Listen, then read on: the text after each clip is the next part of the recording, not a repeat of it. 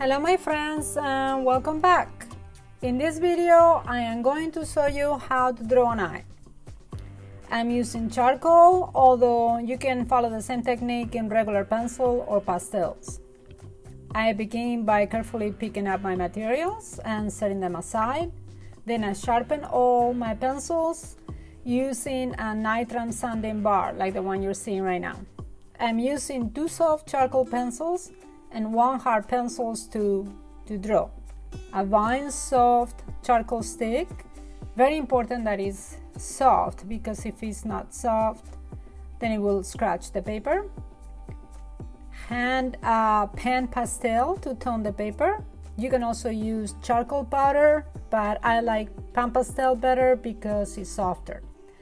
My paper is watercolor cold press, but you can use any paper you like. I regularly prefer hot press, which is not texture, and I like that better so I can make my own texture with the pencils instead of the paper. But cold press is all I had, so use what you have. I use a regular blade to sharpen the leads of the charcoal, and 1 electrical eraser and 1 pencil eraser. I also use 1 knitter eraser like the one you're seeing right now, and I love them because they're very pliable. You can keep using the same one for years. This is probably 25 years old. And I also use a tortillon to blend those tiny areas where the finger just will not do. My reference is this young lady, and I apply a filter to reduce the image to 7 values, where you can see them clearly in the photo. I drew a value scale of 7 values so you can compare them with the photo and my drawing. I begin by applying pan pastel to the paper to create a value 4 or mid value to the toned paper, and this is the most important step and basically the exact equivalent of using a gray palette when you're mixing paint, or a tinted canvas when you're beginning a painting. This way your darks will not be too dark and your lights too light, since you are only moving 3 values towards the light and 3 values towards the dark. I always use the soft vine charcoal stick first because it's very easy to erase, and at this early stage almost all of it will be modified to a degree at the last stages. I will also be measuring constantly to make sure my proportions are right. This is especially important on a complete drawing where you have the entire face, not just one eye, or even the entire figure. I realize that this channel is called Painting with Marta and not Drawing with Marta, but I consider drawing the most important part of painting. If painting is the flesh, then drawing is the skeleton, the bones that support all of that flesh. We need to be able to draw before we can paint. I really don't want to discourage anyone, but if learning to paint takes us 5 years, learning to draw will take us at least 10. So practice, practice, practice, and then practice, and then practice, and then practice some more. When I'm drawing a portrait, I always think and have a skull next to me. Well, not the real skull, obviously, a photograph of a skull. And this is to remind me of what's underneath. In all my drawing classes, I always had my students draw a skull first. Why begin with a tone for the eye? Well, think about what's underneath. Underneath even the most beautiful eye, nothing. There's nothing. You got it. Empty sockets. There's no bone there. It helps to think of it as a sculpture. One of the most beautiful things I've ever read from an artist was from Michelangelo, when he said that his sculpture of David was already there. It was already in the stone. He just have to carve it out and set it free. This is exactly what we're doing here. How you hold the pencil will determine a great degree the effect you get. When I first start, I hold it at the end and will move my entire wrist. As I'm approaching the final details, I will move my fingers closer to the lead for greater control. The whole process is a dance. 2 steps forward, making progress, and 1 step back, correcting something. The main thing is to keep dancing and enjoy the music.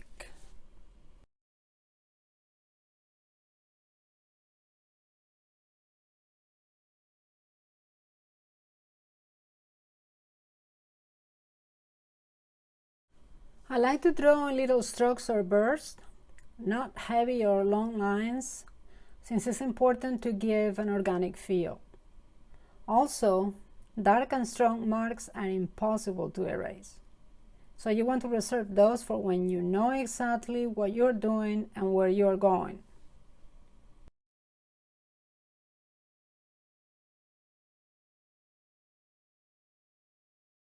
And if it doesn't turn out, who cares? I was the only one watching. And I'm okay with that. If you happen to make a mistake when there is an audience, then cut yourself some slack too. That only proves you're human.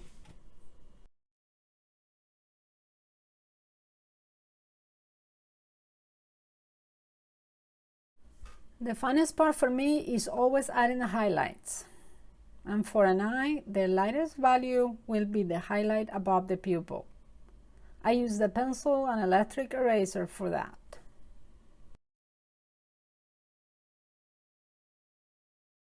It's important to step back to assess what you have once in a while and to make sure you haven't gotten too big or too small and the proportions are still accurate.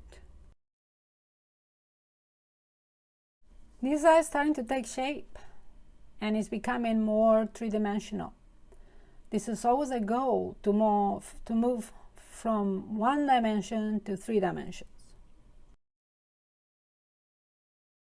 It's important to notice that if I were drawing this eye with a graphite pencil instead of a charcoal pencil, the process will be a little different. The concept remains the same, but the approach is different.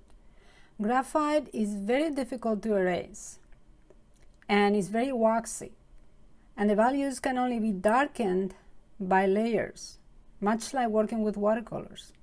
You start with very light strokes and gradually build your darks, whereas with charcoal, you can start as dark as you want and lift the value with a kneaded eraser, a cloth, or an electrical eraser, depending on how much lighter you want to get.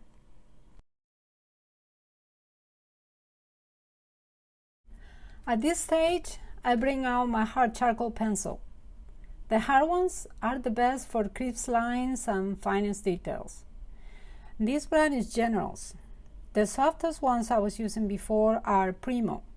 Generals are found everywhere, and they are the ones that I was using for years, until one of my students mentioned how much she loved Primo. Her drawings were fantastic, so good in fact that I really had no idea what she was taking my class. So I bought some, and it truly was love at first sight. The only thing that gets on my nerves sometimes is how easily they break. And considering how long sharpening takes, it really can test your patience. Even if you're careful and don't drop them, there really isn't any way to know how were they handled before you got them. This is why, for the love of God, don't just buy 1 or 2 or even 3, buy a bunch.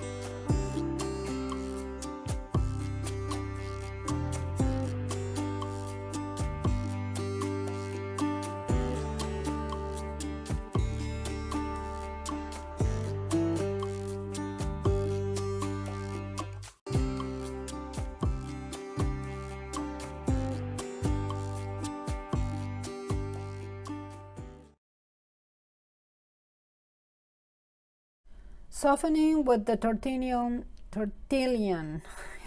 word, it's just so hard to pronounce for me. Anyway, I'm softening with the tortillion now.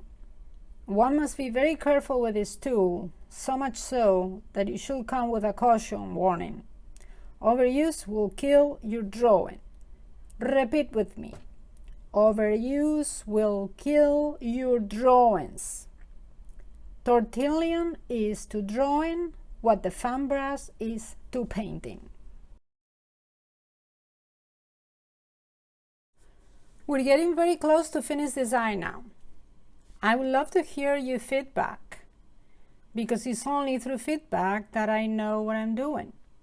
I'm not doing this demo for me. I'm doing it for all of you, to hopefully help you in some way, no matter where you are in your artistic journey. If there is something you would like to learn, please write it in your comments, and I will make a video about it. I took the long route here. I never went to art school. My major was journalism in college. So mainly I learned on my own by trial and error. Through workshops, books, lessons, magazines, and mainly by doing, I continuously challenge myself. This is why I want to share with you all, to hopefully make your journey a little shorter than mine.